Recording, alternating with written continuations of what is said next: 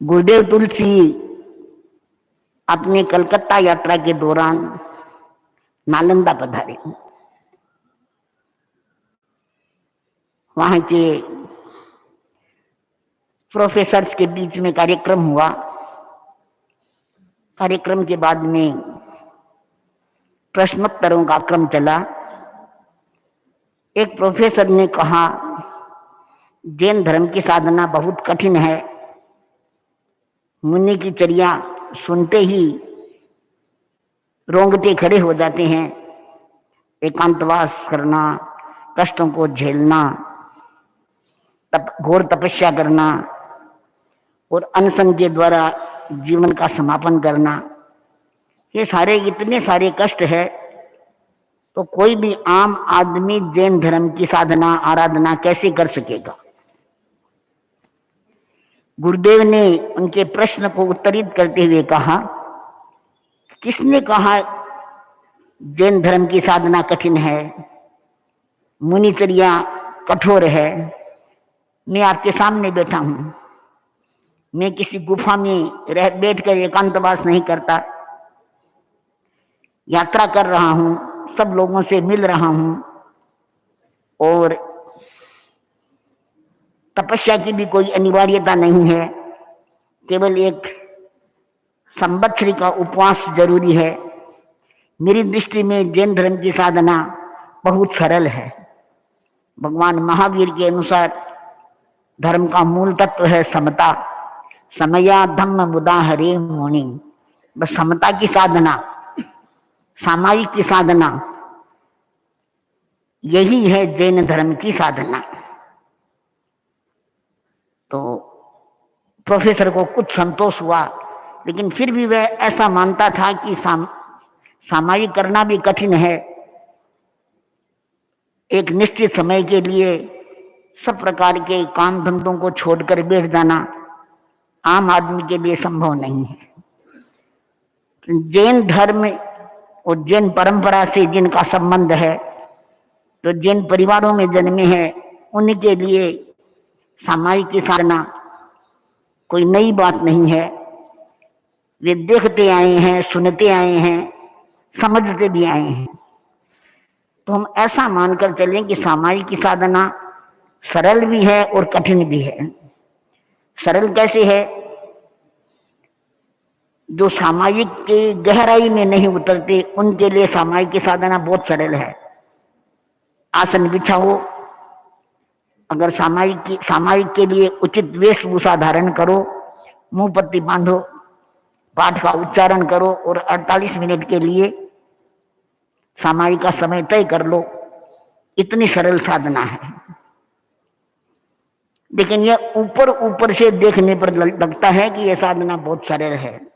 गहराई में जाएं तो सामायिक की साधना बहुत कठिन है, क्योंकि समता में रहना, साधु हो या श्रावक, सहज नहीं होता।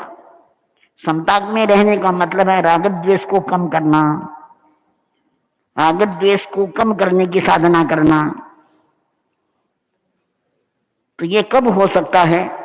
अगर हम केवल परंपरा के रूप में सामायिक करते रहें तो ठीक है, सामायिक हो जाएगी, लेकिन राग द्वेष कम नहीं होगा, समता नहीं सजेगी। तो इसलिए इस सामायिक के अनुष्ठान को प्रैक्टिकल बनाने की जरूरत है।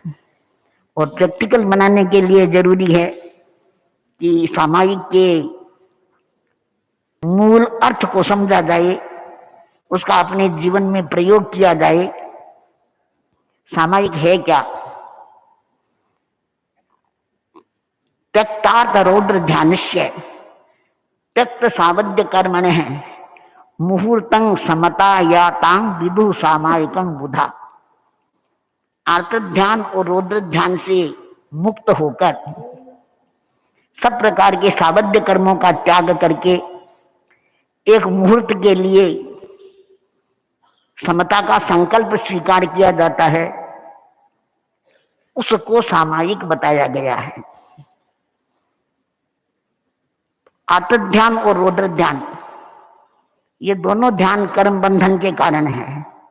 इसलिए सामायिक में धर्म ध्यान होता है, धर्म ध्यान की आराधना होती है। और समता की साधना धर्म ध्यान का उत्कृष्ट रूप है। जो समो सब भूयेषु तसेषु ठावरेषु ये तस्स सामाय्यं होई ई केवल भाष्यं। जो त्रस और स्थावर सब जीवों के प्रति समता का व्यवहार करता है, उस व्यक्ति के सामायिक होती है। इसका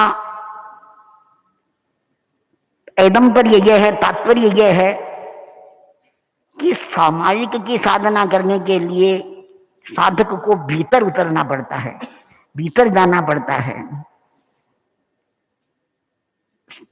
जैसा कि अभी बताया गया, श्रावक के 12 व्रतों में एक व्रत है सामायिक। तो ये सामायिक ऐसा व्रत है, 5 व्रत है वो तो मूल के हैं, बाकी के 7 व्रतों में 3 गुण व्रत है जो अनुव्रतों की ही वृद्धि करते हैं, उनके गुणों को बढ़ाते हैं। लेकिन शेष के जो 4 व्रत है वो शिक्षा व्रत कहलाते हैं। और शिक्षा व्रत का मतलब है उनका पुनः पुनः अभ्यास करना। तो सामायिक ऐसी साधना है जो एक दिन में नहीं होती, 2 दिन करने से नहीं होती, इसका निरंतर अभ्यास करना पड़ता है। साधु की सामायिक जीवन भर की होती है, तो उन्हें तो जीवन भर दिन रात समता की साधना करनी होती है।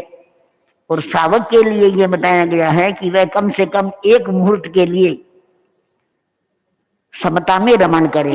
समता में रमण करने के लिए अपने आप को देखे, अपने भीतर के गहराई में उतरे और दूसरे सब प्रकार के प्रपंचों से मुक्त होकर आत्मस्वरूप में रमण करें। यद्यपि सामायिक लाखों लाखों लोग सामायिक करते हैं, लेकिन सामायिक सबकी एक जैसी नहीं होती। गुरुदेव श्री तुलसी ने श्रावक संबोध में लिखा है, सामायिक पोषद की गतिविधि कैसी हो, अंतः समता साकार बने वैसी हो। मिश्री मोहन की मूर्ति सामने आए तो मन आमोद प्रमोद भाव बढ़ जाए। सामायिक की गतिविधि कैसी होती है, तो एक ही बात बताई है कि अंतः समता साकार बने, व्यक्ति के भीतर समत्व का अवतरण हो। और उसके लिए उदाहरण के रूप में कई व्यक्तियों को प्रस्तुत किया जा सकता है। भगवान महावीर के समय में पूर्णिया श्रावक की सामायिक प्रसिद्ध थी। सम्राट सैनिक ने जब अपने नरक गति को टालने का उपाय पूछा भगवान से, तो भगवान ने फरमाया कि अगर पूर्णिया श्रावक की एक सामायिक तुम्हें मिल जाए तो तुम्हारी नरक गति टल सकती है। तो इसका मतलब है एक सामायिक का इतना महत्व है। निरंतर जो सामायिक करते हैं उन्हें कितना लाभ होता होगा, कितने कर्मों की निर्जरा होती होगी। तो भीतर में समत्व का रमण करना यानी समत्व जीवन में उतर जाना। तो गुरुदेव ने उसमें 2 उदाहरण प्रस्तुत किए अपने युग के। राणावास के श्रावक मिश्र मणि जी सुराणा और आचार्य के संसार पक्ष से मोहनलाल जी खटेर।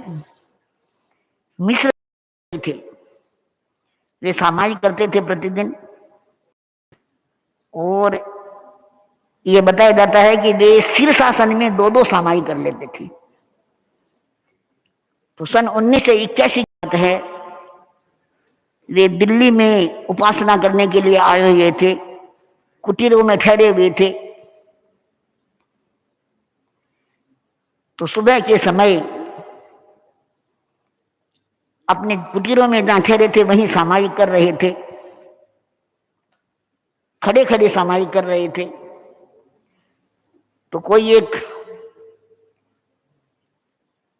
जंतु घूमता फिरता कुटीर में आ गया, उनके पैर को काटा। पैर में काटने पर भी वे हिले नहीं, विचलित नहीं हुए, आंखें नहीं खोली उन्होंने। और वह जंतु बार बार काटता रहा। वहां घाव हो गया, घाव से खून बहने लगा, और जैसा कि उन्होंने बताया 1 वर्ग फुट जितना घाव हो गया। उसके बाद भी उन्होंने अपनी सामायिक नहीं तोड़ी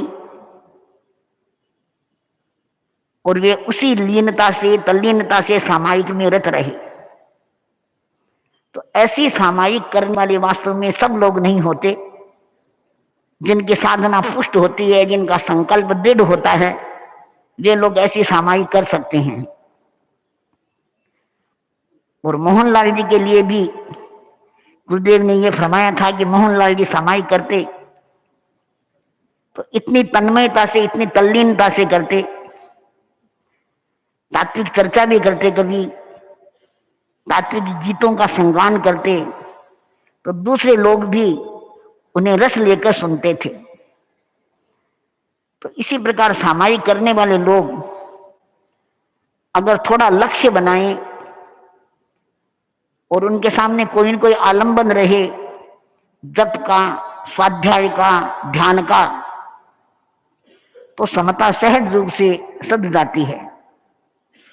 सामायिक स्वीकार कर ली, सामायिक के पाठ का उच्चारण कर लिया, लेकिन अगर सामायिक के प्रति जागरूकता नहीं रही तो फिर सामायिक में अतिचार लग जाते हैं।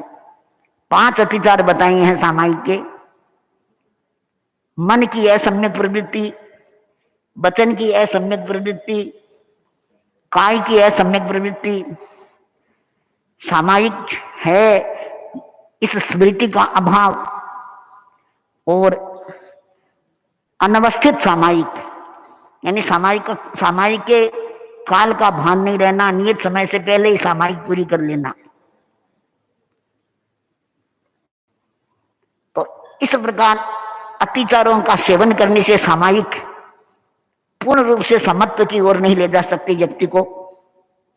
लेकिन यह मानना होगा कि सामायिक का जो महत्व है, उस महत्व को समझा जाए और सामायिक के जो दोष बताए हैं उन दोषों को टाला जाए, अतिचारों से बचा जाए, और कोई न कोई आलंबन सामने ले ले। निर्विचारता की स्थिति नहीं हो तो कोई आलंबन ले लिया जाए तो अच्छी साधना हो सकती है।